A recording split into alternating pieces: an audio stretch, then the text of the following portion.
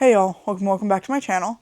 Today I'm putting together my April TBR, and since we're going into a new month and a new quarter and a new season, I really want to start with a bit of a blank slate for April, so I'm not going to be carrying over a bunch of stuff from March into April. I do have a couple of things I am still reading in the background that I will definitely continue reading, but I'm not going to talk about them here.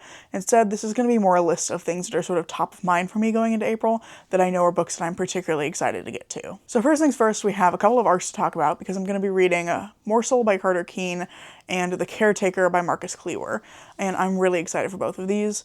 Morsel is about a young woman who gets stranded in the Appalachian woods after she takes on this job that she's like trying to kind of pull herself up by her bootstraps, but she takes on this job that results in her being stranded in the woods in the Appalachian Mountains with her dog, and she's being stalked by some sort of unknown entity. So that sounds like it's going to be really scary, and I seem to recall this is going to have some sort of like critique of capitalism, so I'm curious to see how the author is going to do that with this premise.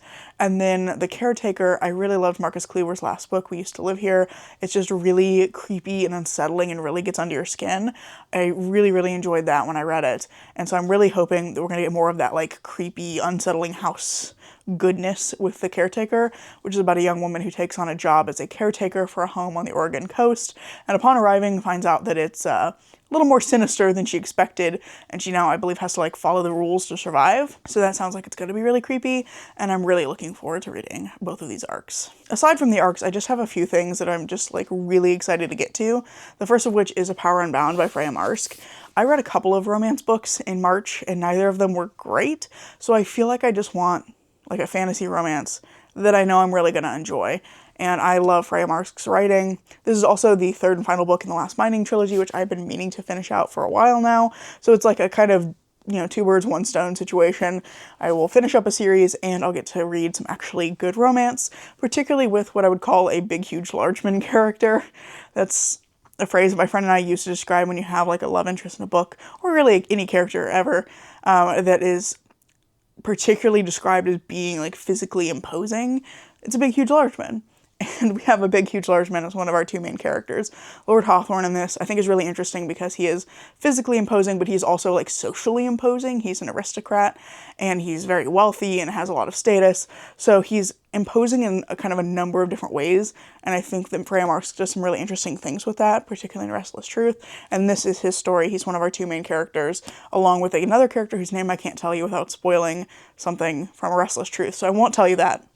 But I believe this particular entry sees Lord Hawthorne, his love interest, and the two couples from the two previous books all kind of like stuck in a house together as they're trying to like unravel a conspiracy and stop a group of magicians who are trying to like dominate humanity. It just sounds like it's going to be super fun, and I'm really curious to see how Freya Marsk is going to like close out the series. I'm excited to see the relationship between the two characters in this book. I really like the way that Freya Marsk writes romance, and I feel like it's going to redeem my romance reading for the year. Next up, I'd really like to read Strange Buildings by Yuketsu. This is a follow-up to Strange Houses, which I liked okay. I really love Strange Pictures. I think Strange Houses suffered a little bit from having too many like leaps of logic, but from what I've seen of this, I think this is maybe going to solve some of those problems I had with Strange Houses. And this one, we're following the unnamed narrator as he is looking into 11 different buildings with unusual floor plans that all have some sort of secret that ultimately will all tie together. That's how these books work. But the unnamed narrator is working with their friend Kurihara, who's an architect, to like examine the floor plans and figure out like what the secret is. And I think what I really didn't like in Strange Houses was that Kurihara was like very present, and a lot of the book was just these big leaps of logic that made me go, I don't know how you got from here in the floor plan to over there with your theory.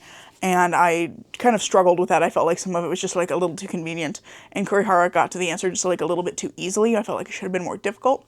But in this one, it looks like it's structured that you're looking at the 11 buildings first, and looking at their floor plans, and looking at the interviews that the unnamed narrator has conducted with people associated with those buildings. And then there's a section at the back called Kurihara's Deductions. So it looks like you're going to get more time to kind of sit with the information presented, with the floor plans, with the interviews, with the kind of like oddities of the buildings, and then everything will get tied in a bow more closer to the end, I should say.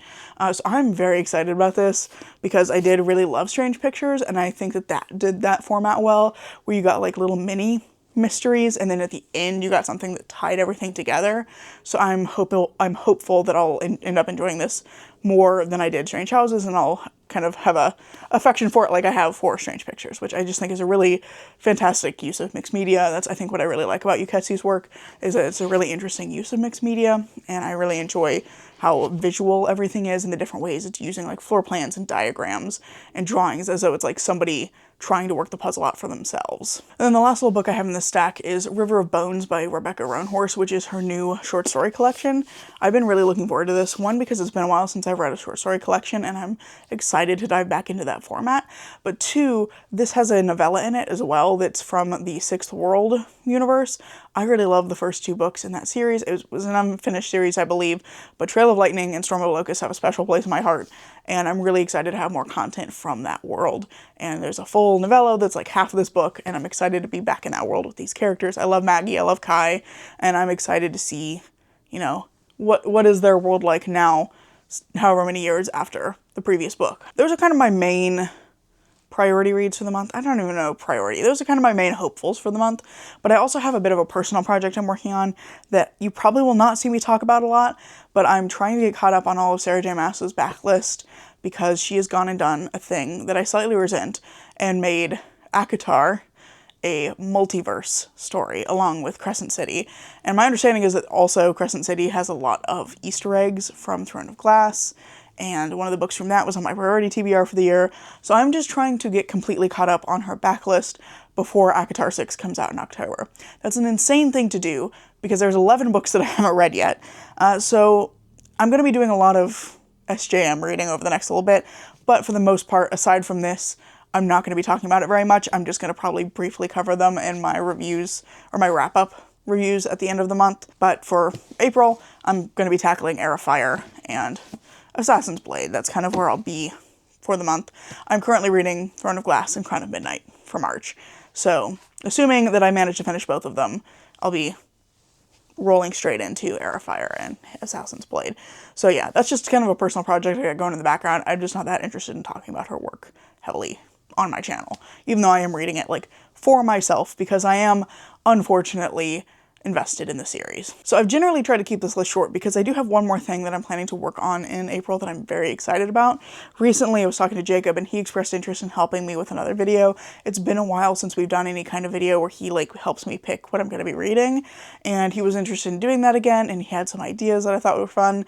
So we're kind of working on finalizing those details. I don't know exactly what that's going to look like yet, but we're going to do some sort of video where he is helping me choose what I'm reading for a vlog, and I'm very excited about that. I think we have some fun ideas. I think it's going to turn out really cool, and hopefully it will be a fun time and enjoyable when it finally makes it up onto the channel. But yeah, that's also coming, and I wanted to leave myself a little bit of space because I don't know what or how much I'm going to be reading for that video yet, so I wanted to make sure that I have space to make that happen. So this is my TBR for April. Let me know down in the comments below what you're going to be reading in April, and if you're doing any like spring specific reading. I would love to hear about it.